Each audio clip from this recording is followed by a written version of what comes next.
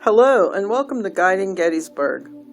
Today we are going to go around town and see the battle damage that remains even to this day, 158 years later, believe it or not. Some houses were pockmarked with mini balls. Other houses have artillery shells bored into their sides. Luckily, these shells never exploded, because if they did, the whole wall would be blown out, if not worse. There are a total of 9 houses with artillery shells in them in town, and a few further out on the battlefield and outlying areas. So come with me and we'll go exploring today and check out these places. The first house is the Fornsworth House. Now this is located on Baltimore Street, right across from that famous ice cream place. The Fornsworth House was not the name of the place during the battle. It was called the Sweeney House, and Mr. Sweeney was a butcher in town.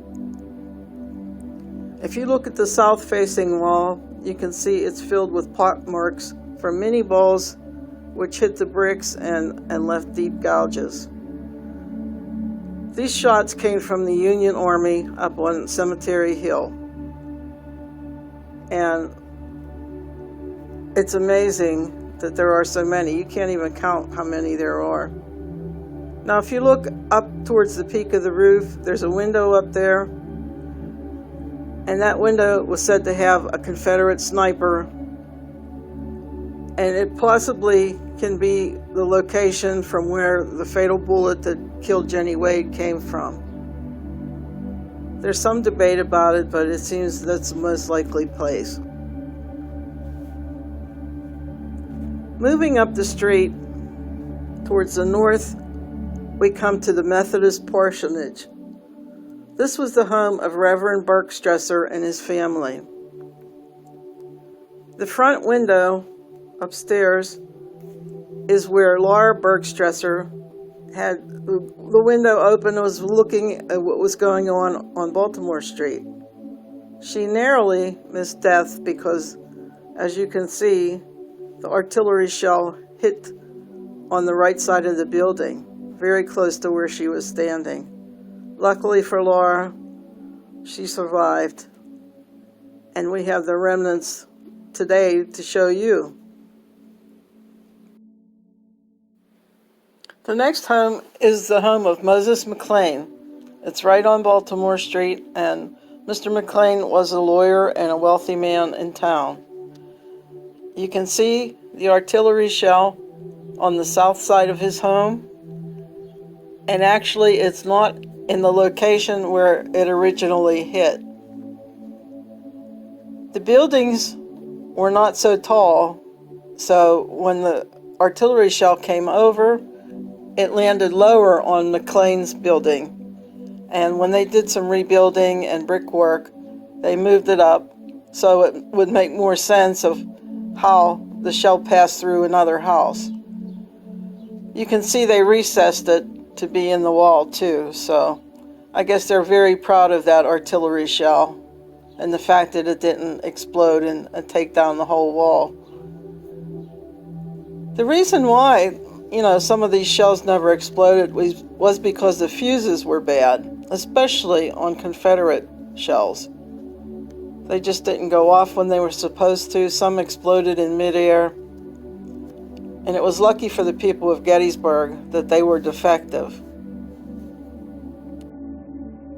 On North Stratton Street is the home of Peter Kuhn. Now, Mr. Kuhn was a brickmaker in town. He had a brickyard on the property behind his home, and that was the scene of a major skirmish on day 1.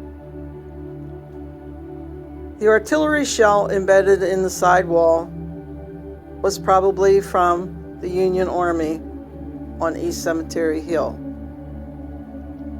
Directly across the street is the Cross Barbican House. This house was a duplex and it had 2 families living in it. There is a shell in the rear wall on the 2nd floor, and this probably came from the Confederates on Barlow's Knoll. up in that area because they were involved in the fight at the Brickyard as well. The Tyson Brothers Photography Studio is our next stop. It was located above the ice cream shop that you can see today, and all this property was owned by David Wills, another prominent attorney in town. The Tyson brothers had no damage inside of their studio, but the artillery shell lodged in the window frame on the second floor. This is said to be the only shell that has never been diffused officially. What that means is it still is a live shell with the powder in it and everything. Makes you wonder about getting that ice cream cone, right? Our final stop today is the Oak Ridge Academy, or Carrie Sheed's School for Girls. Class was in session when the artillery shell hit near the peak of the roof. This beautiful building is in excellent condition today, and you can clearly see the artillery shell. It must have been so frightening for those girls because they were in class and felt totally safe. Miss Sheets quickly dismissed the class and told the girls to run for cover, and that's what they did and what happened. I can't imagine how the residents of Gettysburg even dealt with things like this. Not only was their town the center of a battle, but it's like you could be killed at any time from a runaway artillery shell.